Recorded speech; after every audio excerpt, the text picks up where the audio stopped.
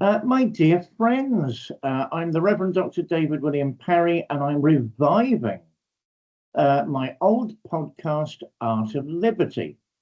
This is an opportunity for me to revel in the delights of John Locke. Yes, I'm sorry, I'm a sucker after all this time for John Locke. As well as Lord Acton, I'm taking tiny footsteps in his direction because I'm an old Catholic priest, not a Roman, and a die-hard libertarian. My God, what a toxic mixture, some of you will say. I don't care. Those are my choices, and I believe my callings. I'm deeply honoured by the two guests I have today. What I will do in a minute is ask them to introduce themselves. They know themselves much better than I do, and talk about maybe briefly their work and why liberty, why freedom, why the grown-up way of making your own choices in life is preferable to the other non-choice, is preferable to being told what to do and what your options are. AI and all those nightmares just on the horizon. So we've got two guests, Dr. Sean Gabb. I'm honoured to call him a friend of mine. 40 books, I believe, if not more, Sean, and correct me. Wow. Well, I mean, in your case, it goes on and on and on, doesn't it? It does, yes. You're a libertarian phenomenon. As I say, I'm honoured to call you a friend. And that learnt, who is a real new friend of mine, a real chum, initiated into the Valentinian line, a cleric, up and coming cleric with the Old Catholic Apostolic Church, a pagan, a free will, and a man that lives his liberty. It's not just about, all of us getting together and putting our heads together and talking turkey, which is important. It's also about seizing the day and gathering those rosebuds where we may. But let's begin with Sean, my friend. You have a strong association with the Libertarian Alliance. I mean, is that a good place to open? I suppose it is. I think the best place to open actually is to thank you, David, for the kindness you've shown in inviting me onto your program, especially the first in your revived podcast series. But let's return to the Libertarian Alliance. I have had a strong association with the Libertarian Alliance since 1979. In 2006, on the sad death of Chris R. Tame, its founder and first director, I took over as director. I retired, I suppose you could call it that. I retired in 2017, and nowadays the Libertarian Alliance is run by my very good friends Alan Bickley, with the assistance of Reginald Godwin, Sebastian Wang, Brian Mercadenti, Marion Holcomb, and several other persons, Lindy Pozaram, our North America correspondent. So the Libertarian Alliance is probably the most active and the most self-consciously intellectual of the British libertarian movements. We are not the only part of the movement by any means, but we do have an enormous production at the moment. The Libertarian Alliance blog has a new and often a very substantial article every day, and our publication schedule is fixed for months in advance. So we are going through a period of flourishing, shall we call it. We're flourishing in rather grim circumstances, we must all agree, though. I mean, there's something synchronistic in getting together on a Sunday just after an American invasion, an imperialistic invasion in the classic sense. Yes. Of a foreign country. I mean, so much for a constitution, and so much for the founding fathers. But in any way we focus, I mean, those of you who get to listen to this, whether it's in a couple of days' time when I release it, or 10 years or a billion years, it's a sleepy Sunday afternoon, which is why I'm very, very grateful for both of my friends and my guests to come on. Christmas holidays are sort of sinking into memory now. New Year's holidays, the blur has gone. So it's the sort of the last day before real life begins again. But real life is to do with real choices, something we're being I get the impression we're being attacked for that very thought nowadays. I was saying to Sean before we came on air, Duncan Campbell, I knew of his work as a journalist many years ago. I didn't pay close enough attention. I wish I'd paid a lot more attention, because some of his secret society programs are devastatingly worrying, which is why the more we can encourage each other, and indeed, other people that we come into contact with, to remember that liberty, freedom, and choice are important things, the better. This is our little stab in that direction. Sean, my friend, would barely know where to begin with you. I'm sure there are so many objects, books, poems. Are there particular choices that stand out for a moment of inspiration, something that made you think, I'm working on the right lines, this stuff is important? Yes. I suppose I could first say that there is no single event, no single object that I saw that made me into a libertarian. I think most libertarians are born, not made. There never was a moment when I wasn't a libertarian.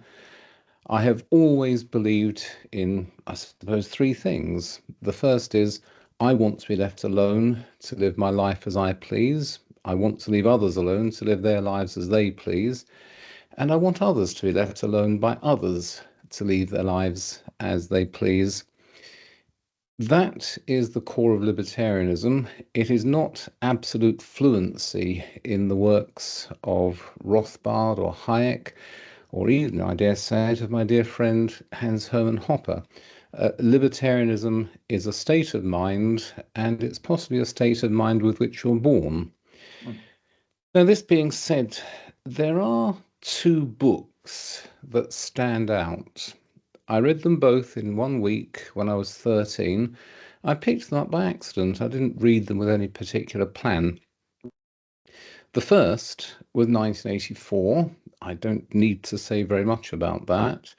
I read it with rising horror and disgust. The idea of total surveillance, where the language itself is corrupted and made into a vehicle in which nothing but party lines can be thought. The idea that history can be written and rewritten again at will, and where private thought is treated as a crime.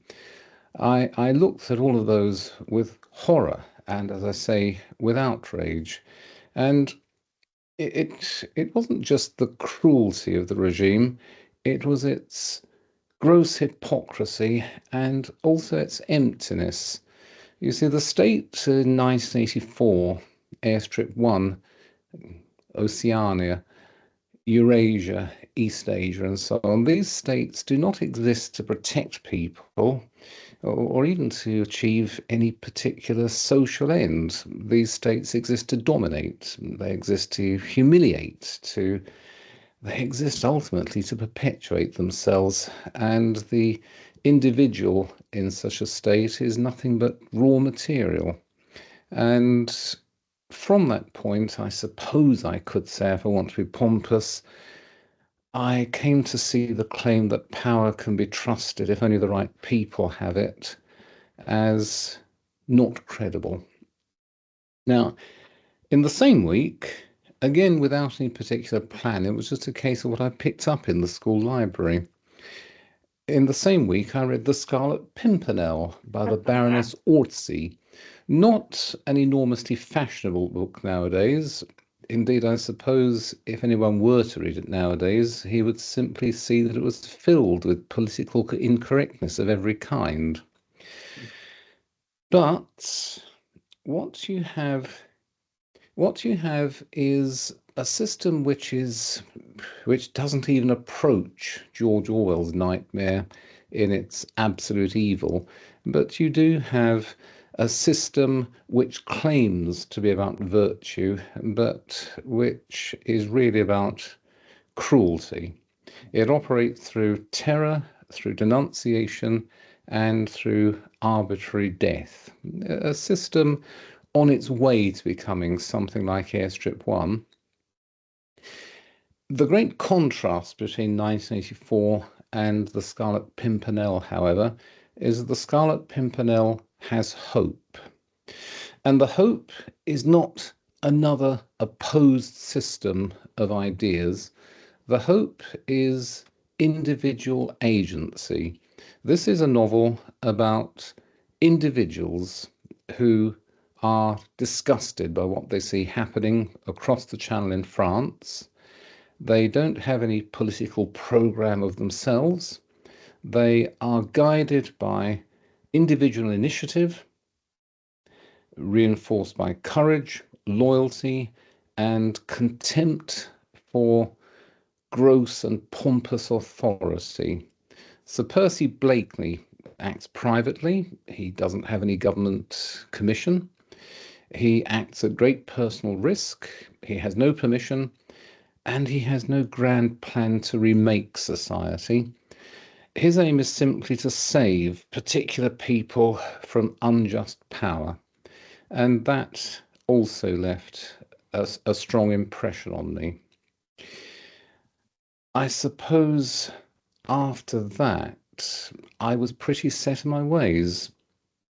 Obviously, after the age of 13, I learned a great deal more than I did at the time about political and economic philosophy, but I don't think there has been any fundamental change in the way in which I view politics and political promises since then. That is what it's about.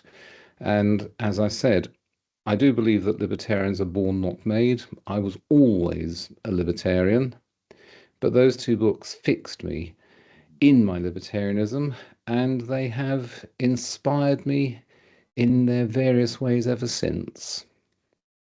Wow, it's hard to know what to say to that. I mean, sadly, I agree. I mean, I'm a lifelong libertarian. I can't imagine not being anything else, sort of agreeing with the virtues, so-called, of a system. I just can't see that.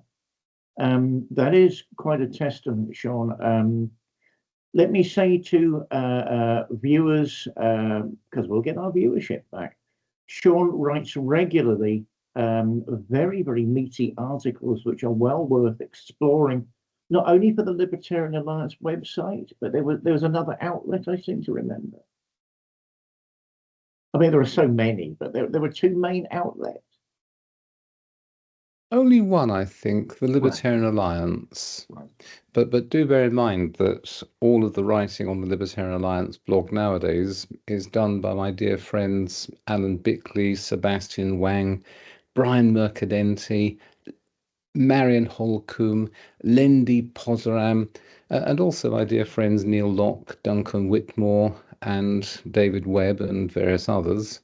I don't do a lot of writing nowadays. I don't do a lot of political writing nowadays, not under my own name at least. I do write novels. I've written about 20 novels, and the rest of my time is taken up with the world of those books behind me.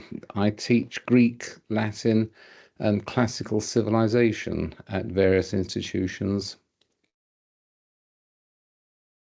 Well, I mean, again, for those that don't know the work of Sean Gabb, he's something of a clever dicky and a phenomena. I highly recommend his writings. They're thoughtful, they're intelligent. They weave together a number of themes. I love his novels. And I'm putting I shall write something about Sean's novels over the next couple of months because they need to be better known. Let me get to the other phenomena of the afternoon. My dear friend Lance McLellan-Hatton looks a little browbeaten. I have no idea why, because he is another equal phenomenon in his own right.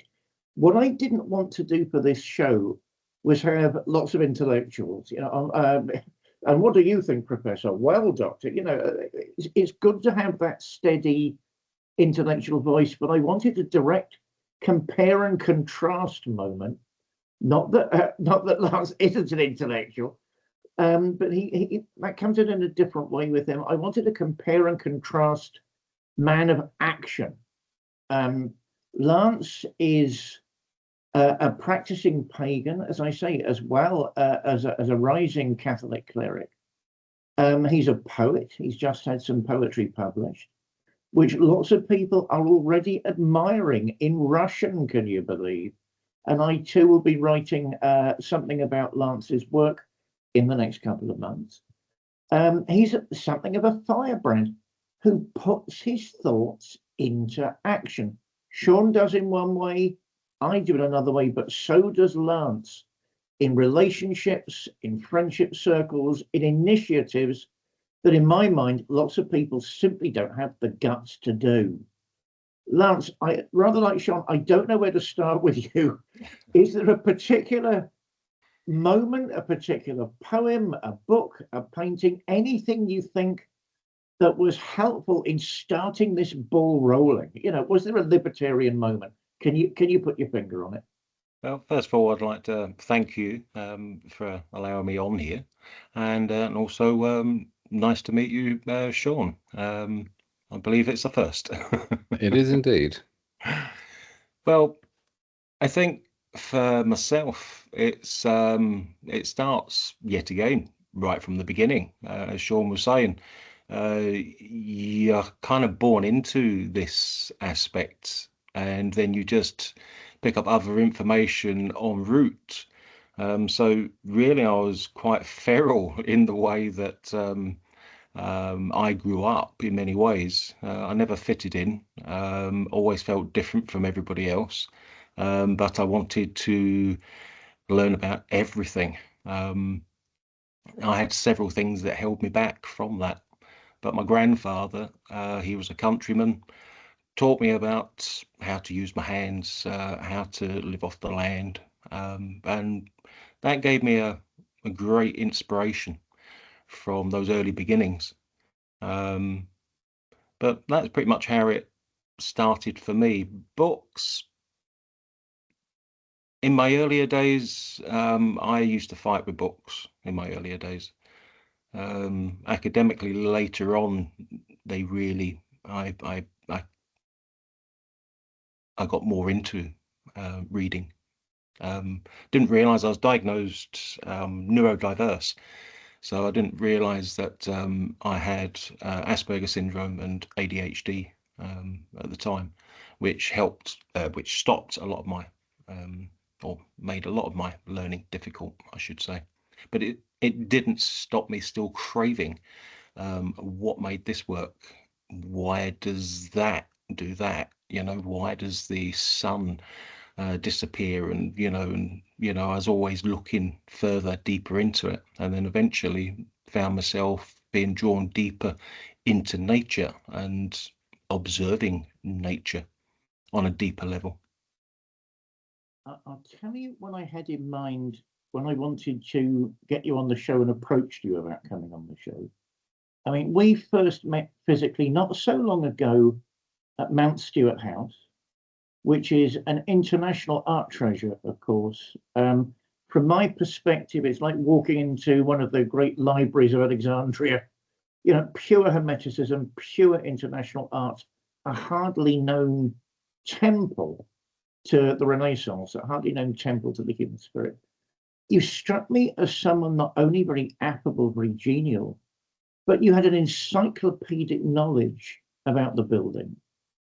And it just blew me away at the time. It blows me away now. How do you think Mount Stuart House, if we're looking for actual concrete, pun intended, examples, would have spurred your sense of appreciation and your sense of thinking, you know, I'm on top of this. I know this subject. And most crucially, I know what it means. I know what this is implying. It means we're all creative. We all deserve our choices in life. What do you think about that, Lance? Well, I first started at Mount Stuart in 2000 as a tour guide there, trained as a host, and it inspired me instantly at that age in my life. But initially I was introduced to the house when I was only 6 by my grandfather, who was a gardener there after the Second World War. And I thought it was Camelot. I really thought that's where the Knights of the Round Table used to hang out. And I always had a deep interest in Grail lore and to do with Arthur, Uther, Pendragon and such like. So they were my earlier readings, along with Tolkien and such like. But working at Mount Stuart, learning about the artistry, the architecture, the people behind it, that is probably what spurred me on to my creative side more. That's why I started writing more. It's why I started carving woodwork in similar styles. Then I developed my own form of style. So it's a fantastic house. It's a treasure for. I would say it's all of our treasures, and it's not just for Scotland. It's Britain, Europe, the world in many ways. Purely because some of the artisans that have come in from all over to work on this, once upon a time, the first £1 million house ever to be built of its time. And this is all due to John Patrick Crichton Stuart, the 3rd Marquess of Bute, born the 12th of September, 1847.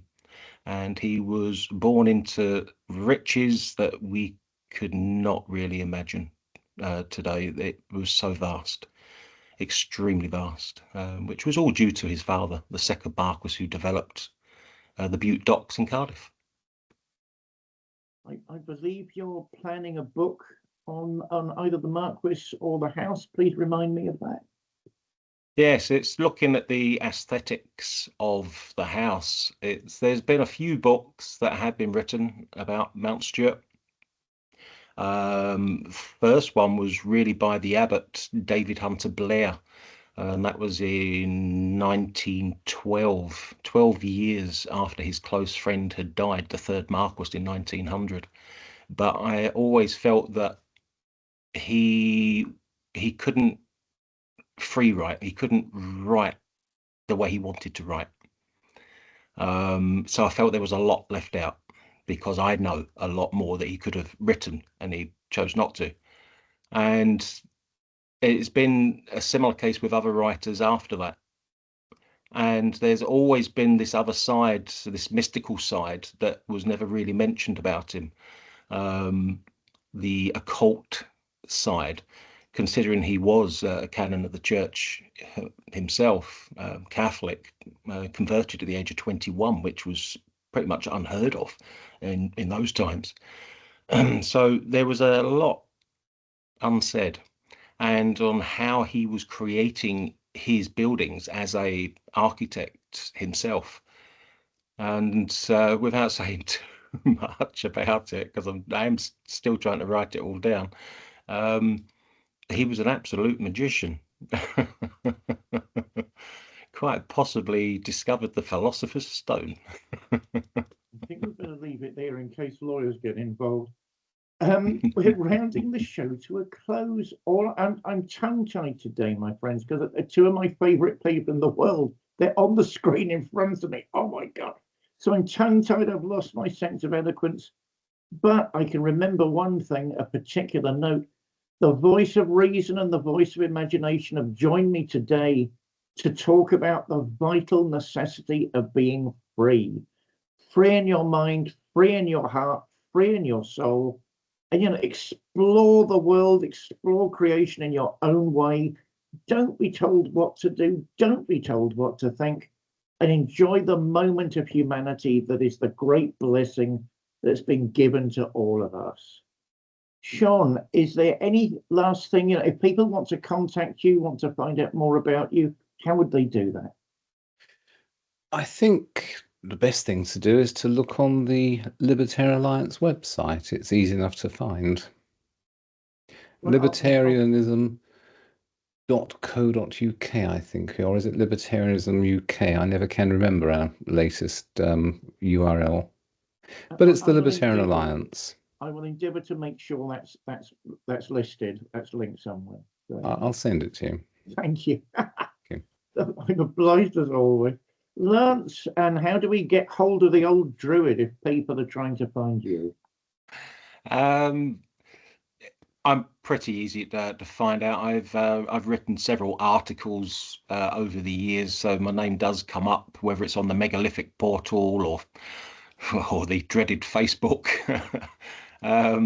I like to use those kind of platforms really to, it's free-ish, just to get information out and and you set ourselves really in many ways. So it's nice to use a free-ish platform in many ways. So it's through those really, Facebook really, or just put in my name, and something will come up, I'm pretty sure.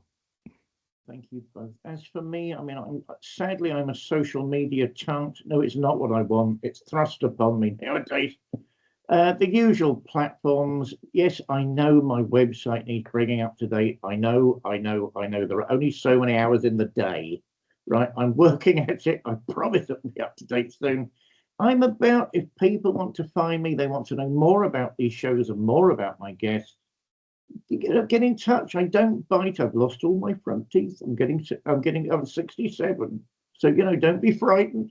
Get in touch and let's all talk about the vital necessity of being free and treating each other like human beings, because really that's what all this is about. Dr. Sean Gabb, my profuse and heartfelt thanks.